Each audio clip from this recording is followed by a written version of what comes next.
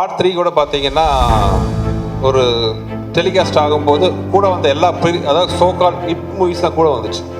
அந்த படங்கள்லாம் சேர்த்து வாங்கின டிஆர்பியை விட அரண்மனை 3 வந்து அதிக நம்பர் வாங்கி கொடுத்துச்சு. ஸோ அந்தளவுக்கு ஒரு சக்ஸஸ்ஃபுல் ஃப்ரான்ச்சைஸாக இருந்துச்சு. ஸோ அந்த சக்ஸஸும் இப்போ நான் எங்கே போனாலும் நான் அதிகமாக நான் ஃபேஸ் பண்ணுற கொஸ்டின் என்னென்னு பார்த்தீங்கன்னா அடுத்த அரண்மனை எப்போன்னு தான் கேட்பாங்க. எஸ்பெஷலி லேடிஸு, குழந்தைங்க, சின்ன பசங்க எல்லாருமே கேட்பாங்க. ஸோ அதுவே ஒரு பெரிய ஒரு விட்டமின் டானிக் மாதிரி இருந்துச்சு. So that is the reason for the 4. எல்லா படத்துலேயும் வந்து ஒரு லீட் ஆர்டிஸ்ட் ஒருத்தர் இருப்பார். சித்தார்த் ஆர்யா, வினய் அந்த மாதிரி. இதில் ஏன் அப்படி இல்லை? ஆக்சுவலாக இந்த படம் நான் ஆரம்பிக்கும் போது எனக்கு இதில் நடிக்கிற ஐடியா இல்லை ஒரிஜினலாக பார்த்தேன். அதனால் என்ன பண்ணால் ஸ்கிரிப்ட் பண்ணும்போதே வந்து மேல் கேரக்டர் ஒன்று தான் இருந்துச்சு.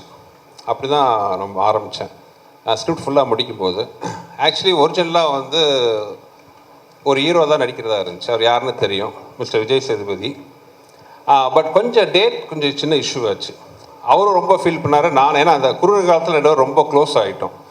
we are both looking forward to work with each other. But சின்ன ஒரு டேட் கிளாஷாக இருந்துச்சு. அந்த டேட்டு மாற்றினா இங்கே இருக்கிற எல்லா ஆர்டிஸ்ட்டும் ஆல்ரெடி நான் டேட் வாங்கி வச்சிட்டோம் ஃபைனல் பண்ணுறதுக்கு. ஸோ டேட் மாற்ற முடியாத ஒரு சுச்சுவேஷனாக இருந்துச்சு. அதனால் டக்குன்னு ஆரம்பிக்கும் போது என்னால் வேறு ஹீரோ தேட முடியாத சுச்சுவேஷன். அதனால் நானே பண்ணிட்டேன். அது இன்னொன்று ப்ரொடியூசர் ஏசி சண்முகம் சார் வந்து அதில் கொஞ்சம் ரொம்ப பர்டிகுலராக இருந்தார். ஏன்னா அரண்மனைங்கிறது பார்த்தீங்கன்னா ஒவ்வொரு ஃப்ரான்ச்சைஸ்லையும் இப்போ இங்கே மட்டும் இல்லை மற்ற லாங்குவேஜ்லேயும் போகும்போது அங்கே எல்லாத்துலேயும் ஒரு காமன் ஃபேஸாக நான் இருந்தேன். ஸோ இந்த படத்தில் அந்த பப்ளிசிட்டியில் நான் இல்லைன்னா அது தப்பாக இருக்கும்ட்டு எல்லாருமே ஃபீல் பண்ணாங்க. Right from my other language பையர்ஸ்லேருந்து தயாரிப்பாளர் AC Shanmugam sir, ACS Arunkumar sir எல்லாருமே ஃபீல் பண்ணாங்க. ஸோ அதனாலேயும் ஒரு காரணம். ஸோ அதனால தான் இன்னொரு மேல் கேரக்டர் இல்லை. பட் எனிவே வந்து இது ஒரு ஃபீமேல் சென்ட்ரிக் மூவி தான் Aranmanai. So more than Raashi Khanna and Tamannaah வந்து அதை அதை வந்து கரெக்டாக இது பண்ணிட்டாங்க. சுந்தர் சார், ட்ரெய்லர் நல்லா இருக்குது, ரொம்ப கிராண்டியராக இருக்குது, வாழ்த்துக்கள். மற்ற 3 பார்ட்டோட இதில் என்ன சார் ஸ்பெஷல்? சிஜி தவிர என்ன கண்டென்ட் வைஸ்? சார் மற்ற படம் எல்லாத்துலேயும் பார்த்தீங்கன்னா அந்த எனிமிட்டி நான் அப்படியே ஸ்பீச்சில் சொன்ன மாதிரி பார்த்தீங்கன்னா ஒரு எனிமிட்டி பேஸ் பண்ணி தான் இருந்துச்சு. இப்போ ஃபஸ்ட்டு படத்தில் பார்த்தீங்கன்னா அன்சிகா கேரக்டர் பார்த்தீங்கன்னா அவங்க காதல் நிறைவேறதுக்கு முன்னாடியே கொண்டுருவாங்க. ஸோ அதனால் வர்ற ஒரு இது. செகண்ட் பார்ட்டில் அதே மாதிரி பார்த்தீங்கன்னா அன்சிகா வந்து அவங்க குடும்பத்துக்கு அகேன்ஸ்டாகவே ரிவெஞ்ச் எடுப்பாங்க.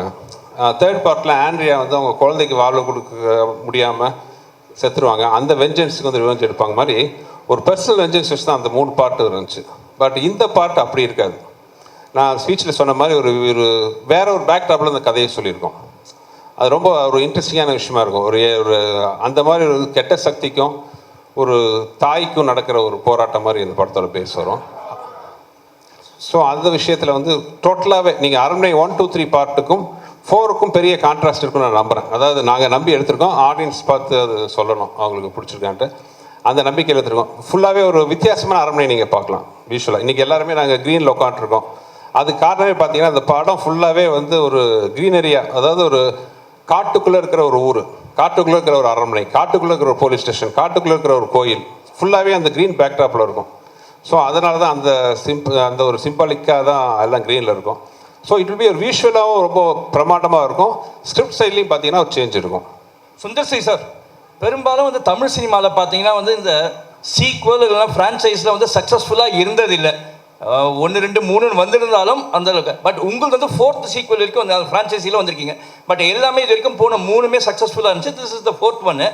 உங்களுக்கு அந்த தைரியம் எப்படி இருந்துச்சு? What made you to do this sir? எப்படி, எந்த அளவுக்கு சார்? அது ப்ரீவியஸ் படம் தான் அந்த தைரியத்தை கொடுக்குது. அதை நான் அப்படியே சொன்ன மாதிரி ஃபர்ஸ்ட் பார்ட் 1 தான் வந்து செகண்ட் இருக்கிற தைரியத்தை கொடுத்துச்சு. அதே மாதிரி தான் அடுத்தடுத்த பார்ட்டும். ஈவன் பார்ட் 3 கூட பார்த்தீங்கன்னா ஒரு டெலிகாஸ்ட் ஆகும்போது கூட வந்த எல்லா அதாவது சோகால் ஹிட் மூவிஸ் தான் கூட வந்துச்சு. அந்த படங்கள்லாம் சேர்த்து வாங்கின டிஆர்பியை விட அரண்மனை 3 வந்து அதிக நம்பர் வாங்கி கொடுத்துச்சு. ஸோ அந்தளவுக்கு ஒரு சக்ஸஸ்ஃபுல் ஃப்ரான்ச்சைஸாக இருந்துச்சு. ஸோ அந்த சக்ஸஸும் இப்போ நான் எங்கே போனாலும் நான் அதிகமாக நான் ஃபேஸ் பண்ணுற கொஸ்டின் என்னென்னு பார்த்தீங்கன்னா அடுத்த அரண்மனை எப்போன்னு தான் கேட்பாங்க. எஸ்பெஷலி லேடிஸு, குழந்தைங்க, சின்ன பசங்க எல்லாருமே கேட்பாங்க. ஸோ அதுவே ஒரு பெரிய ஒரு விட்டமின் டானிக் மாதிரி இருந்துச்சு. So that is the reason for the 4. Sir Sundar C sir, அரண்மனை சார், இங்கே சார் அரண்மனையை விட்டு வெளியே வர மாட்டேங்கிறீங்க. ராஜாவாக இருக்கிறது சௌகரியமாக இருக்குங்கிறதுனாலயா, இல்லை ராணிகளை மட்டும் பார்த்துட்டு நம்மளே ராஜாவாக இருக்கலாமுங்கிற எண்ணத்தினாலயா? கேட்க நல்லா தான் இருக்குது. அப்படி இல்லை. ஆக்சுவலி நடுவில் நிறைய படம் பண்ணிட்டு தானே சார் இருக்கேன். நீங்கள் ஒரு பார்த்தீங்கன்னா கிட்டத்தட்ட அரண்மனை 1 வந்து ஐ திங்க் 2013 வந்துச்சு. இப்போ 2024 வந்து 4th பார்ட் வருது. இதுக்கு நடுவில் நான் ஒரு கிட்டத்தட்ட இப்போ 7-8 படத்துக்கு மேலே நான் பண்ணியிருக்கிறேன். கலகலப்பு பண்ணேன், தீயா வேலை செய்வோம், நிறைய படங்கள் நான் பண்ணியிருக்கேன். பட் நீங்கள் கேட்குறது அது ஒரு வகையில் அரண்மனை வந்து ரொம்ப ஒரு வசதியான ஃப்ரான்ச்சைஸ். உண்மையை சொல்ல போனால் எனக்கு வந்து நான் யார் வாசலையும் போய் எந்த படத்துக்காக யார்ட்டையும் போய் நின்னதே கிடையாது. நான் என்ன நம்பி படம் எடுக்கிறேன், எனக்கு பிடிச்சவங்களோட சேர்ந்து ஒர்க் பண்ணுறேன். அப்படி இருக்கும்போது வந்து அரண்மனை வந்து எனக்கு ரொம்ப ஒரு கம்ஃபர்ட் ஜோனாக இருக்குது. நீங்கள் சொன்ன மாதிரி அடிஷ்னல் அட்வான்டேஜஸ் ராணிகள் இருக்காங்க.